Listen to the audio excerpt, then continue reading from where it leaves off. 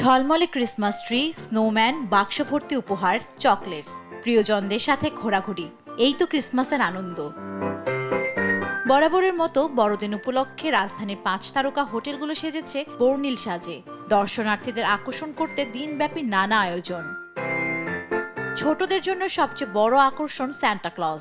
সান্টাকে ঘিরেই তাদের যত আনন্দ আবদার।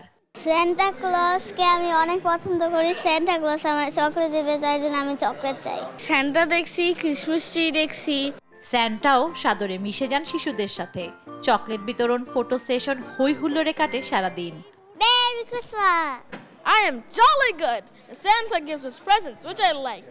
বর্ণিল আয়োজনে মুগ্ধ অভিভাবকরাও আশা করেন অনাগত দিনগুলো হোক আরো আনন্দময়।